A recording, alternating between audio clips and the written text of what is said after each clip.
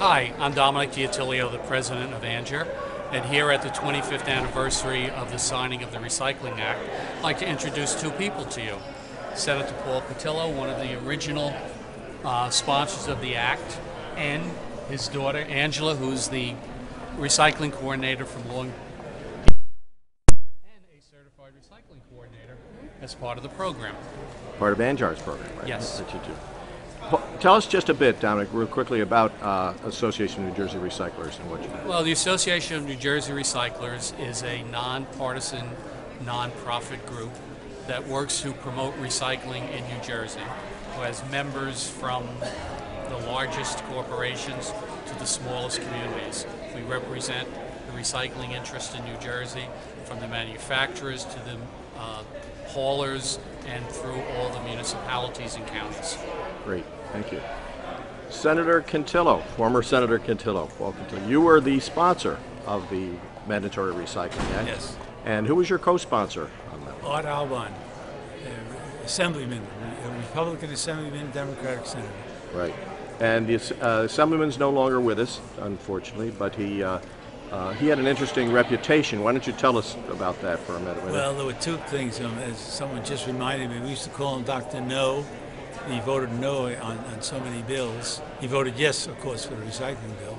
And the other thing with Art was that he was a scientist, an engineer, and he was invaluable in helping passing this bill. First mandatory recycling bill in the country. Paul, you have to take particular pride in that. Is that one of the highlights of your, history as a legislator, state legislator? Yeah, there were basically three things I remember. This is the top one, the first mandatory recycling bill in the country. The other one was the ethics laws and national health care. Those are the three things I thought the most about.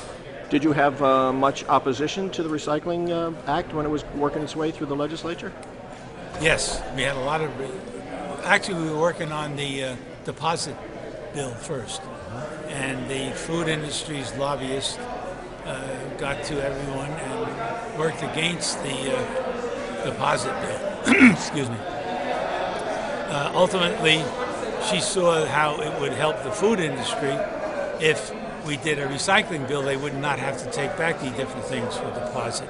In fact, at one time we discussed deposit on batteries because of the mercury in the batteries, but we resolved that problem by removing most of the mercury.